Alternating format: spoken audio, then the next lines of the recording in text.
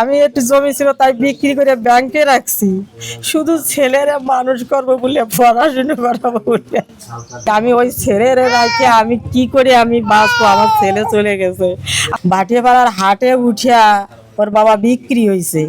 ওর বাবার বিক্রি হওয়ার বয়স তখন ছিল না, তখন ওর বাবা বিক্রি হয়েছে কাজের জন্য। এই কাজ করে এনে টাকা জমাইয়া ওই ছেলেরে পাঠাইছে। ছেলে আমার টিউশনি করাইছে, আমি একটু জমি ছিল তাই বিক্রি করে ব্যাংকে রাখছি, শুধু ছেলেরা মানুষ করবো বলে, পড়াশুনো করাবো বলে। আজকে এই পড়াশোনা, এই চাকরি, এই চাকরির জন্য আমার ছেলে শেষ হয়েছে। বড় চাকরি কাস্টম অফিসার হয়েছিল 36 বিসিএস দিয়া, তার ফুডে চাকরি হয়েছে, ফুড ইন্সপেক্টর। তারপর 37 বিসিএস দিয়া পরিসংখ্যান কর্মকর্তা হয়েছে। তারপরে ব্যাংকে পরীক্ষা দিয়েছে, জনতা ব্যাংকে সিনিয়র অফিসার হয়েছে। তার ভিতরে ফুডে জয়েন্ট করে 6 বছর চাকরি করছে।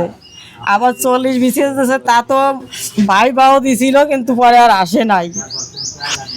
41 বিসিএস দিয়ে এই কাস্টমসে। এখন তো আসলে একমাত্র অবলম্বন ছিলেন, এখন আসলে আপনাদের পরিবারের অবস্থা এখন কি হবে, কিংবা পরিবারের অবস্থা কি হবে আমি তো কিছুই জানি না। আমার এই নাতিকে কিভাবে মানুষ করব, কি করবো? আমি তো আমার বেঁচে থাকাটাই, আমি ওই ছেলেরে রাখে আমি কি করে আমি বাঁচবো? আমার ছেলে চলে গেছে, আমার ছেলেরে, সোনার ছেলে, তার মাটি দিয়েছে গালিয়া, মাটি দিয়ে চাপা দিয়ে দিয়েছে। আমি মা হয়ে কি করে এই সমস্ত সহ্য করবো? আমার সোনার ছেলে, এত দামি ছেলে, এত সর্বগুণে গুণান্বিত ছেলে ছিল। আমি কি বলবো তারে নিয়া? তার সাথে তো আমি তারে জন্ম দিছি, তারে পালিছি, বড় বানাইছি।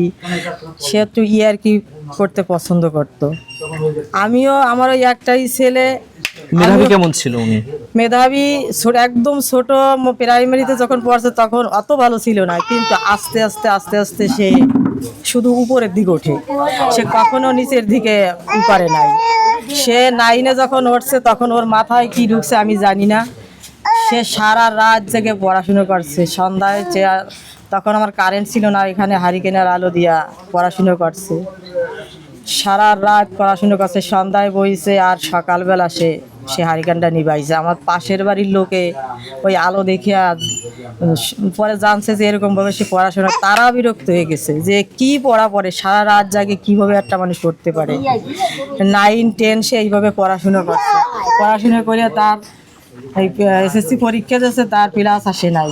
ধর্ম বই বেশি পড়তো না, অঙ্ক ইংরেজির পর তার ছিল, সেই ধর্মে তার আসে নাই, প্লাস আসে নাই, তার জন্য প্লাসটা তার আসছিল না।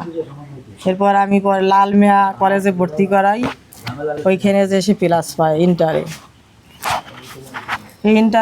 অনেক কষ্ট করছে, অনেক কষ্ট করছে। ছেলে কষ্ট করছে, ছেলের বাবা কষ্ট করছে, কি বলবো। আর এত কষ্ট আমার সারা গ্রামবাসী জানে, আমার আত্মীয় স্বজন, এলাকায় সবাই জানে যে কি কষ্ট করে ছেলে মানে পড়াইছি। ওর বাবার যে বয়স, তা হাটে উঠিয়ে কিসেন বিক্রি হয় আপনি জানেন না কি আমি জানি না। ওই কি হাট, ওইটা ফরিদপুর মনে হয় না, ভাটিয়াপাড়ার হাটে উঠিয়া ওর বাবা বিক্রি হয়েছে।